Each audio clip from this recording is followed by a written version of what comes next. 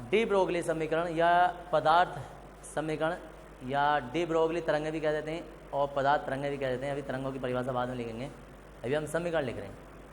दरअसल ये समीकरण लिखने से पहले तुम्हें एक बात पता होनी चाहिए, डी ब्रोगली जो है वो कोई वैज्ञानिक नहीं थे, लेकिन इन्होंने ऐसी खोज कर दी कि इस खोज के लिए ही इन्हें नोबेल मिल गया। और नोबेल अपने आप में एक ऐसी चीज़ होती है कि जिसे पहली बात तो हर एक वैज्ञानिक की आखिरी तमन्ना ये होती है कि मरने से पहले मुझे नोबेल मिल जाए। और नोबेल ऐसे हवा में नहीं मिलता है, कोई दुनिया में एक ऐसी विशेष खोज की जाती है जिसके लिए ऐसा माना जाता है कि एक अपने आप में विचित्र खोज है और उसके लिए नोबेल दिया जाता है। जैसे कि इस टाइम हमारे पास ये कोरोना का हिसाब चल रहा है, जो कुछ कोरोना की वैक्सीन खोज देगा तो नोबेल उसका पक्का रिजर्व है, क्योंकि सारी दुनिया परेशान है। ऐसे कुछ भी, जैसे एलईडी बल्ब है, जब ये एलईडी बल्ब बना था उस टाइम जिसने एलईडी बल्ब बनाया था उन 3 वैज्ञानिकों को साझे में नोबेल मिला था।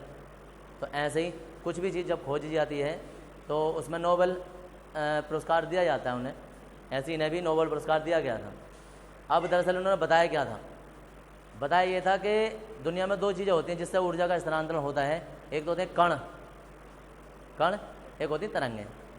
कण और तरंगें दोनों अलग अलग चीज़ें। कण मतलब जैसे कोई तुम डेल आए हो, किंकड़ वगैरह फेंक के मार देते हो, वो कण हो गए। और तरंगें जो हम दिखाई दे नहीं सकती, कितनी तरंगें हैं हमारे आसपास, दिखाई नहीं दे रही। अब डी ब्रोगली ने बताया कि जो कण है, कण वो तरंगों की भांति व्यवहार करते हैं और जो तरंगा वो कणों की भांति व्यवहार करती हैं। यानी पदार्थ की जो है वो द्वैत प्रकृति होती है। द्वैत का मतलब क्या होता है? दोहरी प्रकृति, 2 रूप होते हैं कण पदार्थ के।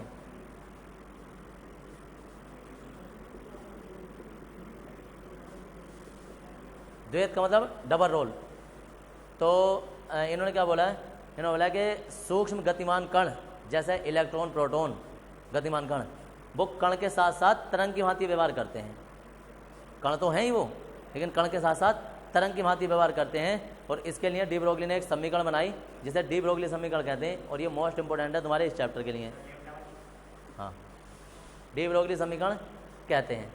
अब जो तरंगें या जो कण इस समीकरण का पालन करते हैं वो डी ब्रोगली तरंगें कहलाती हैं। जो भी तरंगें इसका पालन करती हैं वो डी ब्रोगली ये तरंगें कहलाती हैं। वो तरंगों की परिभाषा तो हम बाद में लेंगे, पहले हम समीकरण स्थापित करेंगे। तो पहले थोड़ी सी परिभाषा लिख रहे हैं, उसके बाद समीकरण आएगी। अब दरअसल एक बात मैं तुम्हें थोड़ी बता दूं डी ब्रोगली के बारे में कि दरअसल ये हिस्ट्री के प्रोफेसर थे। हिस्ट्री के प्रोफेसर, वैज्ञानिक तो इनके भाई थे।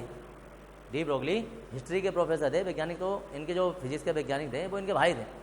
अब दरअसल जो इनके भाई थे वो रोज़ प्रैक्टिकल करते रहते थे घर में, रोज़ प्रैक्टिकल करते रहते, कुछ ना कुछ खटर पटर। वो अब जब जाहिर सी बात है कोई एक घर में बंदा खटर पटर कर रहा हो तो दूसरे को नींद नहीं आनी है। अब वो कुछ ना कुछ करते रहते थे। ये डी ब्रोगली परेशान रहते, ये इतिहास के प्रोफेसर।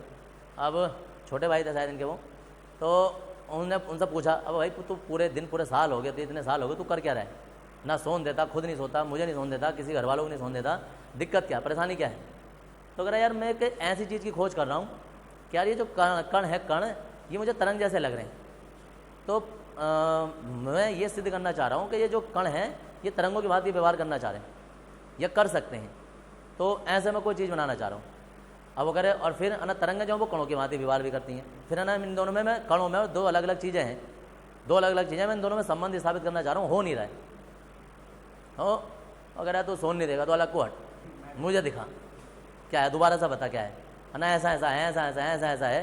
उन्होंने बताया, अब ये लग गए उसका पैसे ना, जैसे कोई चीज़ ना उठ रही हो ना तो अलग को हटे हटे, हम देखा जरा क्या ना हो रही है। ये वो ना खुद तो परेशान करे हमें भी करे, मुझे दिखा क्या है। तो वो ऐसा आ ही जाते हैं, मैदान में वो करने लगे, कुछ देखा कर आ गए।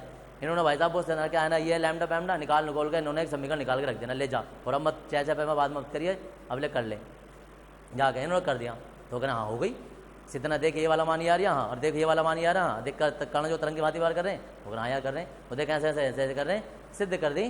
कोई बात नहीं, उस दिन से कोई जिक्र भी ना हुआ, कोई बात भी ना हुई, वो भी शांत बैठ गए, वो भी अब प्रैक्टिकल करने बंद कर दिए, उन्होंने भी करने बंद कर दिए। बहुत दिनों के बाद कई साल गुजर गए ऐसे ही, कोई बात ही ना हुई। अब दोनों आराम से चैन से रह रहे हैं, डी ब्रोगली भी उसका भाई भी। अब किसी एक तीसरे वैज्ञानिक ने इस चीज़ की खोज कर दी कि भाई कण जो है वो तरंगों की भांति व्यवहार करता है, और उसने अखबार में इश्तिहार निकलवा दिया, अपनी ऐड करवा दिया। इन्होंने ऐड नहीं करवाया था, इन्होंने बस बता के और कोई छोटे मोटे अपने कोई शाम होम के टाइम जो अखबार छप जाते हैं छोटे मोटे, उनमें किसी में दे दिया था, छोटा मोटा दे दिया था, वरना इनका कोई रिकॉर्ड नहीं था। उसने क्या किया, उसने जैसे कोई वैज्ञानिक था, अच्छे खासे फेमस वैज्ञानिक थे, क्योंकि नाम ओपन नहीं करते हैं जब ऐसा कुछ होता है, तो मतलब वहाँ से नाम ओपन नहीं होता है। तो अब जैसे उसने खोज की, अब उसने तो अपना प्रचार करा कि भाई साहब मैंने तो ऐसी खोज की है, मुझे तो नोबेल मिलना ही मिलना है। नोबेल पुरस्कार के भी अनाउंसमेंट हो गया उसका, बड़ी खोज कर डाली। अब बड़ी खोज कर डाली, अब ये भी पढ़ लें अखबार। नहीं यार, नोबल कैसे मिल जाए आप, कैसे हैं ना भाई, पदार्थ तरंगों की भांति विभाग करा, ये खोज हमने कई साल पहले कर दी, इसे नोबल आज मिल गया। अगर जो नोबल मिले तो हमें मिले। डी ब्रोगली ने जब अखबार पढ़े इनके जितने समाचार पत्र हैं कि यार अगर नोबल मिलना था तो हमें मिले, इसे कहाँ से मिला है, ये खोज तो इससे पहले हमने कर दी। अब भाई साहब इन्होंने उस पर जाकर मुकदमा कर दिया। मुकदमा किया कि भाई ये जो तुमने खोज की है ये खोज तुम्हारी नहीं है, तो खोज हमारी, हमने बहुत पहले कर दी थी और हमने एक छोटे मोटे अखबार में अपना वो भी दे दिया था, ये देखो जरा। तो उस पर कमेटी बैठी, कमेटी ने गठन किया, गठन करने के बाद में इन्होंने देखा कि हाँ साहब पुरानी खोज ही नहीं की है। तो फाइनली डिसीजन ये निकला कि जो नोबेल पुरस्कार है वो डी ब्रोगली को दिया जाए। भाई की खोज थोड़ी ना थी, डी ब्रोगली की खोज थी। और याद रखना डी यहाँ से लिखा जाता है, कभी से डे ब्रोगली भी कह देते हैं, डी ब्रोगली भी कह देते हैं।